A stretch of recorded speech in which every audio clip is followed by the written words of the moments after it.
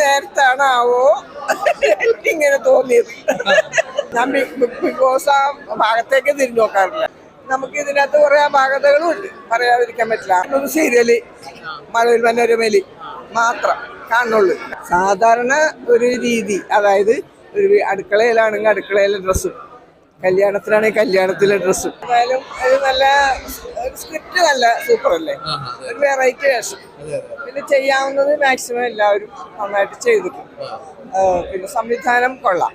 സംവിധായകനോടൊന്നും കൂടി നന്നാകാൻ പറയണം, മിടുക്കനാകാൻ പറയണം, അത്രേ ഉള്ളൂ. പിന്നെ നമുക്ക് ഇതിനകത്ത് കുറെ അപാകതകളും ഉണ്ട്, പറയാതിരിക്കാൻ പറ്റില്ല. അപാകതകളുണ്ട്, പക്ഷെ അതൊരു കുറവായിട്ട് കാണാൻ പറ്റില്ല.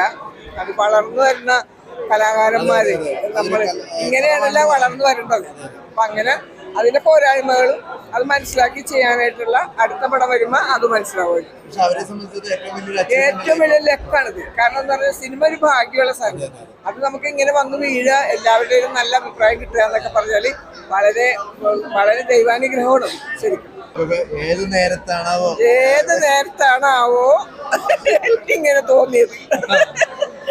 എന്റെ ഇനി വരാനുള്ള അവറാച്ചൻ ആൻഡ് സൺസ് എന്ന് പറഞ്ഞു ബിജു മേനോന്റെ പടം.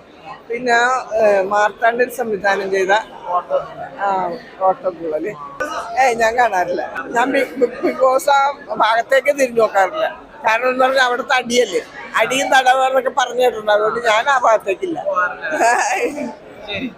സീരിയല് രണ്ടു സീരിയല് മഴവിൽ മനോരമയില് മാത്രം കാണുന്നുള്ളു. കാരണം ബാക്കിയുള്ളതൊക്കെ കാണാനായിട്ട് സമയവുമില്ല.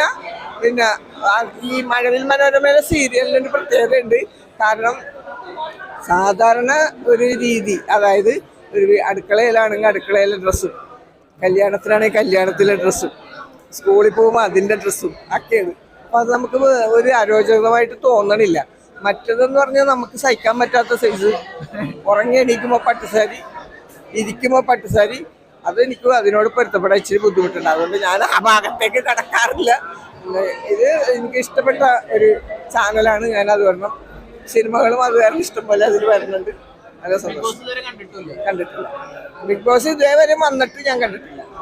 കേൾക്കും, അത് ഇടയ്ക്ക് ഇതിന് പരസ്യമൊക്കെ വരുമ്പോൾ കണ്ടിട്ടുണ്ടെന്നല്ലാണ്ട് അതിന് വേണ്ടി ഞാൻ ഇരുന്നിട്ടില്ല. അത് അതിനോടുള്ള വെറുപ്പ് കൊണ്ടല്ല, നമുക്കത് ഉൾക്കൊള്ളാൻ പറ്റുന്നില്ല. അതുകൊണ്ട്